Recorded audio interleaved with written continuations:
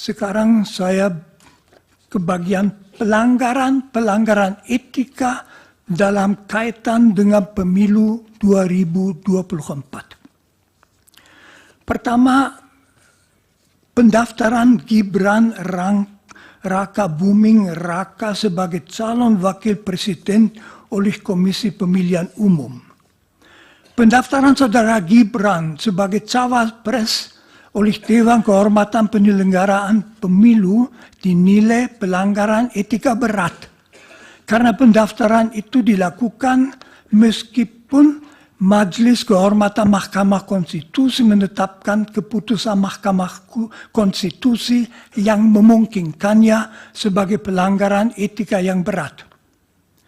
Sudah jelas, mendasarkan diri pada suatu keputusan yang diambil dengan pelanggaran etika yang berat merupakan pelanggaran etika berat sendiri.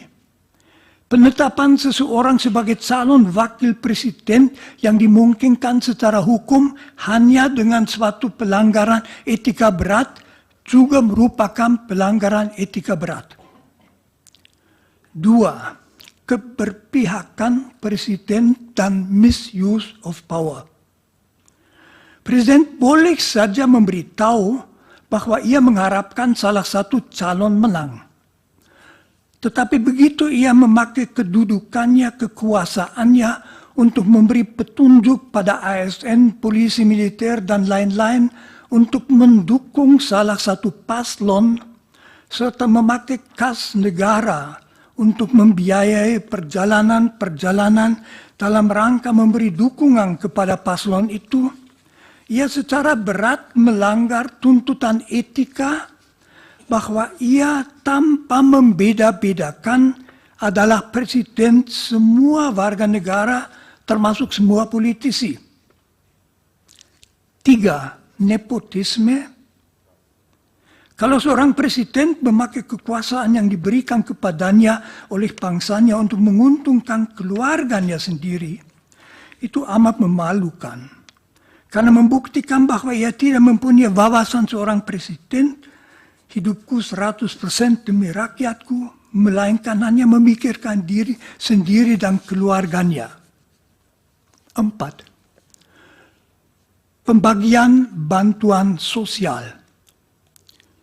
Bansos bukan milik presiden, melainkan milik bangsa Indonesia yang pembagiannya menjadi tanggung jawab kementerian yang bersangkutan dan ada aturan pembagiannya. Kalau presiden berdasarkan kekuasaannya begitu saja mengambil bansos untuk dibagi-bagi dalam rangka kampanye paslon yang mau dimenangkannya, maka itu mirip dengan seorang karyawan yang diam-diam mengambil uang tunai dari kas toko. Jadi itu pencurian, ya pelanggaran etika. Itu juga tanda bahwa ia sudah kehilangan wawasan etika dasarnya tentang jabatan sebagai presiden, yaitu bahwa kekuasaan yang ia miliki bukan untuk melayani diri sendiri, melainkan melayani seluruh masyarakat. Pak Romo, pertanyaan pertama saya adalah tadi Bapak mengatakan presiden yang baik. Kalau ada presiden di tahun 2021 membagikan bansos dan pelinsos sebesar 408 triliun. Mic-nya dekatkan, Pak. Kemudian tahun 2022 431 triliun, ya. Jadi tahun 2021 408 triliun, tahun 2022 431 triliun. Apakah itu pemerintah yang baik yang membantu fakir miskin? Tadi kan Bapak menyinggung soal fakir miskin. Pada waktu itu nggak ada pemilu, tapi sudah 400 lebih bantuan pansos dan pelinsos. Yang kedua, tadi Romo mengatakan bahwa presiden seperti pencuri di kantor ngambil duit dibagi-bagikan. Presiden mengambil uang bansos untuk dibagi-bagikan. Apakah Romo mengetahui bahwa bansos yang dibagikan itu sudah ada datanya berdasarkan DTKS, yaitu data terpadu kesejahteraan sosial, dan satu lagi PTKE, pensasaran percepatan penghapusan kemiskinan ekstrim. Data penduduk itu sudah ada semuanya. Presiden hanya simbolik di awal membagikan bansos sesuai dengan data yang sudah ada di kementerian masing-masing. Selanjutnya dilanjutkan oleh kementeriannya. Jadi presiden tidak pernah membagikan bansos di luar data yang sudah ada, DTKS dan P3KS sesuai dengan data kementerian. Dari mana Pak Romo tahu bahwa presiden itu seolah mencuri dari uang bansos lain untuk dibagi-bagikan? Padahal Pak Romo tidak tahu praktek pembagian data itu sudah ada datanya lengkapnya. Data lengkapnya yaitu namanya KPM, keluarga penerima manfaat. Namanya semua ada di situ. Mohon izin majelis karena ahli bukan ahli bansos atau... Ya sudah tadi pertanyaan sudah. Pertanyaan saya. Pertanyaan Pak Hotman yang kedua juga sudah bisa ditangkap, Pak. Ya, karena tadi Jangan kan diulang-ulang. beliau mengatakan presiden seolah-olah pencuri mengambil uang untuk bansos, makanya saya tanya, itu dia tidak ambil tapi ada datanya semua. Iya, sudah. Terima Itu kan kasih. sudah- Iya, baik. Mengenai bansos, saya tidak mengatakan apapun tentang yang dilakukan Presiden Jokowi. Saya melakukan kalau seorang presiden yang sebetulnya tidak mengurus langsung kementerian, mengambil bansos yang sudah disediakan di situ untuk kepentingan politiknya, maka itu pencurian. Apakah itu terjadi di Indonesia? Bukan urusan saya bukan ahli mengenai hal-hal itu. Saya hanya melihat kasus secara teoritis. Tetapi misalnya kalau dibagikan tanpa memperhatikan bahwa itu untuk para fakir miskin, ya itu saja sudah susah.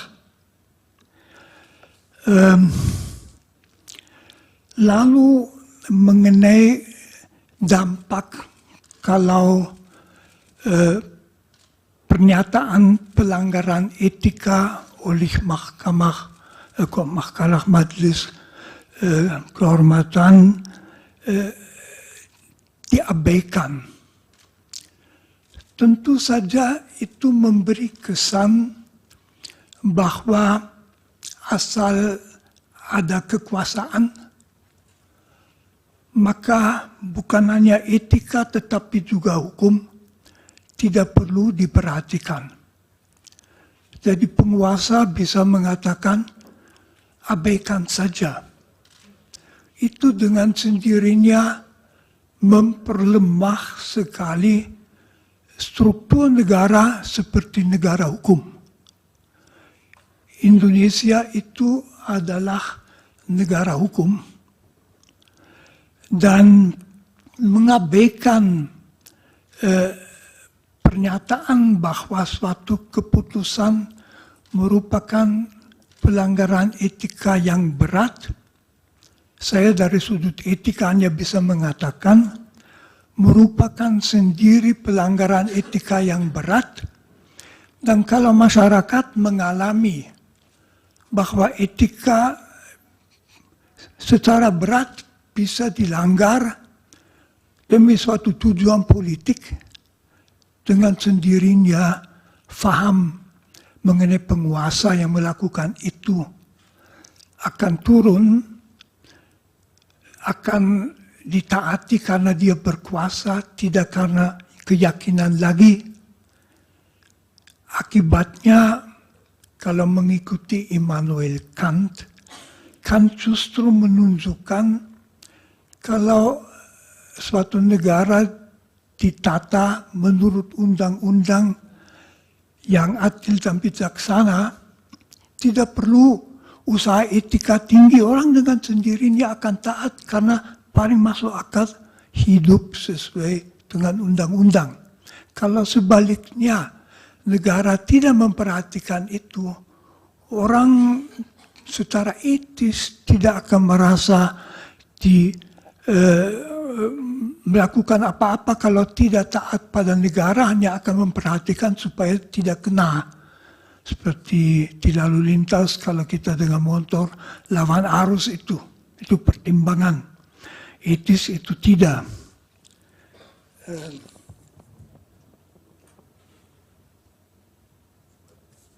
Belum tentu saya jawab semuanya. Cukup Romo, waktunya juga sudah habis. Ada satu majelis belum dijawab. Waktunya sudah habis. Ya, tapi dia belum jawab majelis. Iya itu ahli tidak menjawab juga boleh kok. Oh iya, oke. Terima kasih Romo.